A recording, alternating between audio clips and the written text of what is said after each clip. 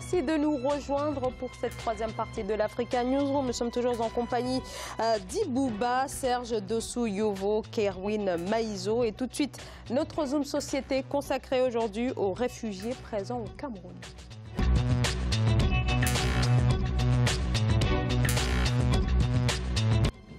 Et contrairement aux idées reçues, la majorité des migrants africains ne franchissent pas les frontières du continent. Migrations économiques, migrations en raison de conflits. 80% des migrations s'opèrent en effet à l'intérieur même du continent. Le Cameroun est l'une de ces terres d'accueil. Le pays accueille près de 350 000 réfugiés en provenance principalement de la Centrafrique et du Nigeria. Sur place se pose alors la question de leur prise en charge. Et pour ce faire et améliorer donc les conditions de vie de ces personnes vulnérables, les autorités camerounaises bénéficient désormais du soutien de la Banque mondiale. Adijatou Badawi. La Banque mondiale met 150 milliards de francs CFA à la disposition de l'Association internationale de développement IDA pour assister les réfugiés nigérians et centrafricains présents au Cameroun. Cette somme, destinée à 4 projets d'aide humanitaire, tient compte non seulement des réfugiés centrafricains et nigérians, mais aussi des familles d'accueil camerounaises. La Banque mondiale précise que le Cameroun est le tout premier pays à bénéficier d'un sous-guichet de financement spécifique de l'Association internationale de développement en faveur des réfugiés présents sur le territoire camerounais. Ces ressources sont vitales pour aider le gouvernement à fournir des services adaptés aux réfugiés et aux communautés d'accueil. La plupart des réfugiés cohabitent avec les Camerounais dans les régions les plus démunies et les plus fragiles du pays, y compris dans la zone subissant les attaques de Boko Haram. Depuis le début de la crise politique en Centrafrique et le terrorisme grandissant au Nigeria, le Cameroun a accueilli près de 350 000 réfugiés sur son territoire. De janvier à avril 2018, le Haut Commissariat pour les réfugiés a dénombré 10 000 arrivées. Pour l'État camerounais, cette assistance financière intervient à un moment opportun au regard de la situation financière que traverse la sous-région CEMAC, la communauté économique et monétaire de l'Afrique centrale.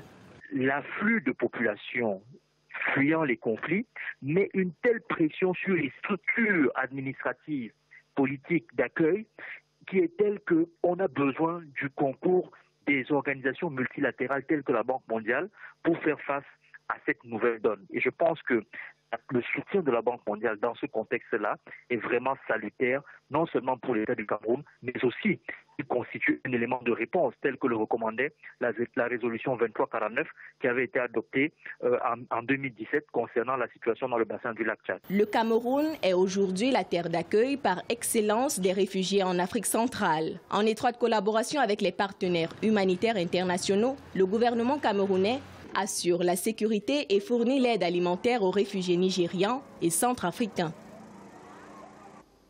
Alors donc près de 350 000 réfugiés présents donc au Cameroun. Le pays se trouve en effet dans une région en proie à de nombreux conflits, une grande instabilité notamment en Centrafrique, en République démocratique du Congo ou encore au nord du Nigeria. Ibouba, le Cameroun est dépassé?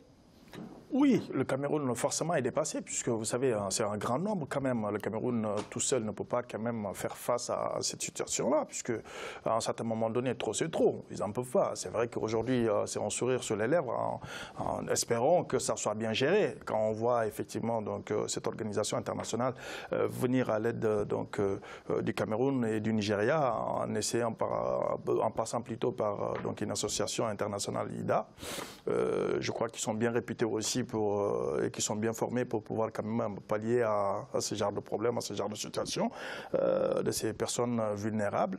À mon avis, je crois que bon voilà, c'est en entendant cela, donc nous avons effectivement donc le sourire sur les lèvres, tout en espérant que ça soit bien géré.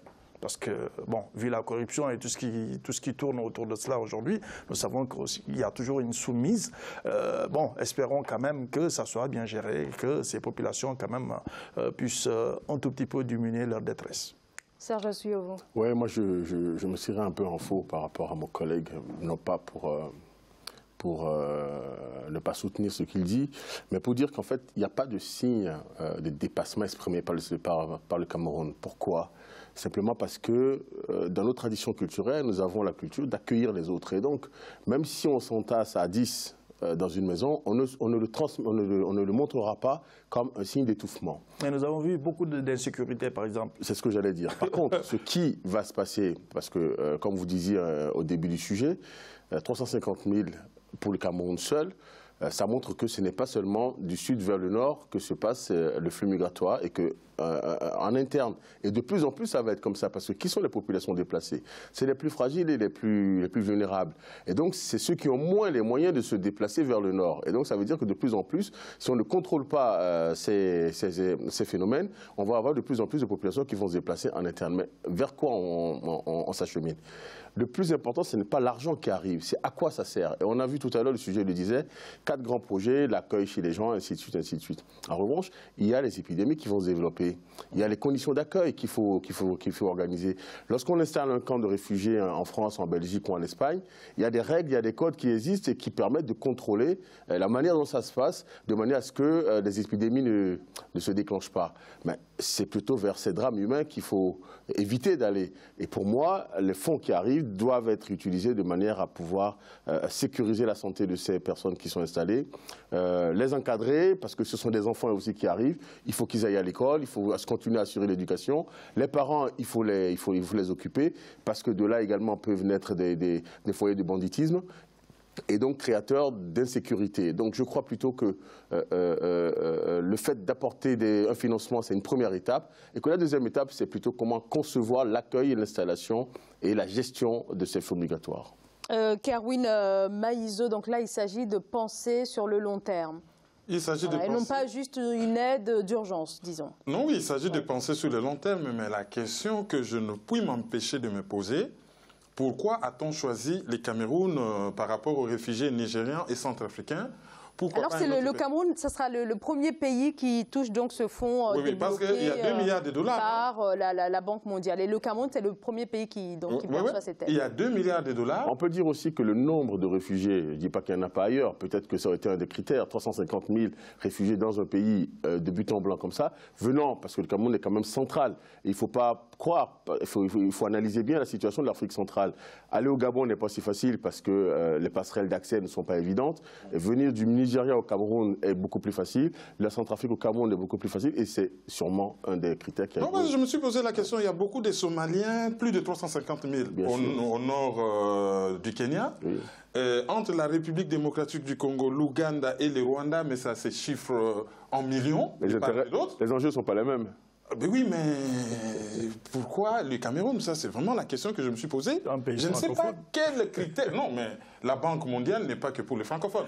Oui. Je ne sais pas, ils sont partis sur base de quels critères. Mais si ça réussissait comme laboratoire, ça peut être intéressant. Parce que là, ils ont dit qu'ils vont travailler sur le plan de la santé, sur le plan des infrastructures. Il y a 4 plans qui vont développer. Si ça fonctionnait normalement, comment intégrer une population qui arrive dans un territoire en faisant bénéficier, disons, que leur arrivée sur ce territoire soit perçue comme un gain par la population locale? S'ils réussissaient cela, ça peut réussir un peu partout en Afrique. Parce que comme vous l'avez dit, le flux migratoire, ce n'est pas toujours du sud vers le nord. On ne le dit jamais assez. Un tout petit pays tel que le Liban reçoit plus de réfugiés que toute l'Union européenne réunie, qui est plusieurs centaines de fois plus riche que le Liban, par exemple. C'est le cas aussi avec la Turquie. Donc, nous, en Afrique, déjà, c'est un problème récurrent, c'est un problème de déplacement des populations, de migration en interne. Bon, avec ces dispositifs qui viennent de mettre en place, je pense que c'est un premier pas qui peut être important. Mais il faut juste voir comment on les gère. Parce qu'avec les programmes des Nations Unies, lorsqu'on vous sort 10 €, il y a 6 € qui vont dans l'administration et les populations ne bénéficient que de 4 €. Voilà. Donc il faut aussi que ça change. Alors Ibouba, donc l'un des défis de l'Afrique, c'est de parvenir à gérer les migrations. On sait par exemple qu'un pays comme l'Ouganda, c'est la première terre d'asile d'Afrique.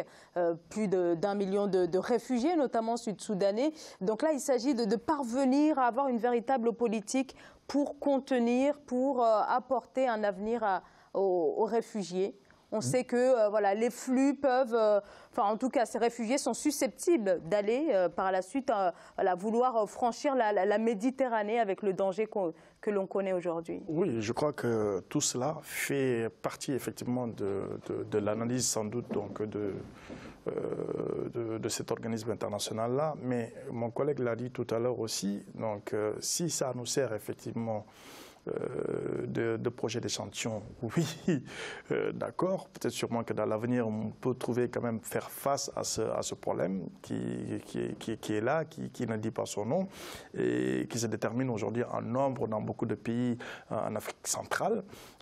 Donc des flux migratoires qu'on n'arrive pas à gérer. Si la Banque mondiale voit que par exemple ce qui se fait au Cameroun est une réussite, je crois qu'il pourra peut-être sûrement éventuellement faire la même chose donc, dans certains pays, éventuellement pour pouvoir quand même freiner cette situation-là qui est tout à fait lamentable, où la population est en train d'agoniser, nous le savons très bien. Ce n'est pas évident du tout de vivre cette situation-là. Le Cameroun dont on parle aujourd'hui, donc c'est vrai que le choix n'a pas été fortuit à ma vision spontanée des choses, hein, puisque sans doute qu'ils l'ont demandé parce que justement ils ont reçu beaucoup plus que le Nigeria, à mon avis, à mon sens. Hein. Ça c'est ma vision spontanée des choses. Et aujourd'hui, je crois que c'est tout à fait nécessaire que la Banque mondiale puisse faire quand même de tels gestes. N'oublions pas, en filigrane, il y a quelque chose. Hein. Il y a un programme qui a été mis en place pour aider les Africains à rester en Afrique et ne plus venir en Occident. Et tout ça, si vous regardez en filigrane, ce qui contrôle la Banque mondiale, c'est vraiment un laboratoire, un projet pour voir comment fixer les populations en Afrique. Je crois quand même qu'il faut garder à l'esprit ce qui se passe au Nigeria, qui n'est pas sur tout l'ensemble du territoire, mais qui peut contraindre, qui peut déclencher, et qui a déclenché un flux migratoire important. Ce qui se passe aujourd'hui, depuis quelques semaines en Centrafrique, et les gens ont vécu la guerre et ils ne veulent plus recommencer. Et dès les premiers signes, ils se déplacent. Donc je crois que vous avez peut-être raison sur une partie de votre affirmation. Quand j'ai dit en filigrane, voilà. Oui, mais je pense que ça devrait aujourd'hui être une réflexion stratégique de l'Afrique. Dans les sommets sous-régionaux, dans les sommets au niveau du continent. Ou dans les syndicats des chefs de l'État, l'Union africaine. Ils doivent s'asseoir aujourd'hui pour réfléchir et trouver une solution, au moins une organisation à ces problèmes. Parce que nous n'allons pas attendre toujours. Aujourd'hui, la Banque mondiale donne un peu d'argent, une bonne caillotte, pour s'occuper de ces déplacés, de ces 350 000 personnes. Mais demain, s'il y a une épidémie d'Ebola qui rentre dans ces... Comment est-ce qu'on le gère? Si les pays n'ont pas pensé à où est-ce qu'ils vont prendre la compétence, comment s'organiser, ça va être une catastrophe monumentale malgré les fonds qui sont arrivés et qui sont déjà fléchés sur un certain nombre de programmes et qui ne suffiront sûrement pas pour enclencher d'autres opérations d'urgence. Et c'est là où moi je suis un peu plus inquiet. Donc l'Afrique manque de stratégie par rapport à... On ne va pas dire qu'elle manque de stratégie, ce serait un peu trop prétentieux, mais on va dire qu'il faut qu'ils en fassent un peu plus et qu'ils soient un peu plus prévoyants sur ces problèmes qui, d'année en année, vont se poser avec acuité. Regardez nos frontières, je ne veux pas dire qu'elles sont des passoires, mais on les franchit facilement. Vous allez du Bénin au Togo en passant par un lac, il n'y a aucun contrôle. Beaucoup de choses je touche du bois, si demain il y a un problème dans l'un ou l'autre des pays, les populations ne vont pas attendre de recevoir une autorisation avant de se transférer de l'autre côté. On n'avait pas retenu la leçon du génocide rwandais. Exactement. Que les gens ont traversé au Congo en masse. Et à partir de ce moment-là, qu'est-ce qu'on met en place? Quelles sont les dispositions qu'on peut prendre en amont pour résoudre ces problèmes en matière de santé, en matière de sécurité? N'oubliez pas que toutes les équipes de Boko Haram et compagnie profitent de ces mouvements pour s'infiltrer. Qu'est-ce qu'on met en place pour régler les problèmes de sécurité et de santé? Je crois que ça doit être une réflexion au cœur des discussions de nos États aujourd'hui. Ça devrait être. Ibouba. Oui, mais bon, aujourd'hui, attendons effectivement ce problème de sécurité qui doit être au centre donc, de cette affaire-là, puisque c'est pourquoi tout à l'heure je vous parlais, effectivement, je vous ai interpellé donc, sur la situation. Vous m'avez dit que nous sommes en Afrique, culturellement, donc on peut accueillir nos frères et puis... Non, ce que je voulais dire, c'est que, parce que vous avez dit que le Cameroun est dépassé, et je voulais dire que le Cameroun n'a pas montré des signes de dépassement. Aujourd'hui, c'est pas le Cameroun qui crie pour dire aujourd'hui nous ne pouvons plus. Ils ne sont pas dans des camps à l'extérieur, ils sont vraiment intégrés. Les migrants commencent à arriver et continuent à arriver. Ils sont accueillis aujourd'hui. Alors, pourquoi est-ce qu'on en parle aujourd'hui? Il n'y aurait pas eu l'apport de la Banque mondiale dans ce moment-là, je ne suis pas sûr qu'on en aurait parlé. Mais s'il n'y avait pas eu d'apport, le Cameroun ne pourra pas continuer effectivement à faire face à cette situation. Je vous parle de l'instant où nous sommes en train de discuter. C'est le fait que la Banque mondiale ait mis de l'argent pour régler un certain nombre de problèmes sur ces 350 000 personnes déplacées. C'est ça qui nous amène à discuter. Le Cameroun n'a pas dit « je suis incapable ».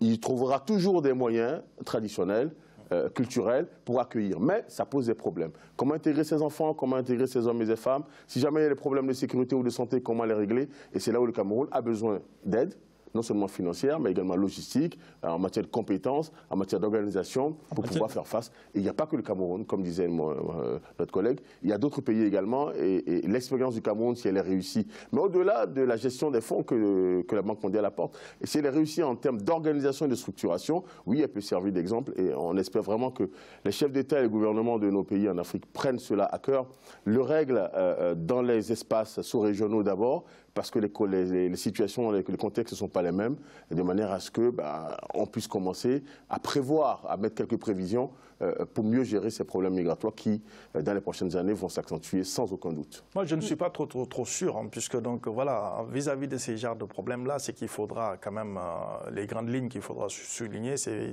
surtout le problème de sécurité, le problème de santé.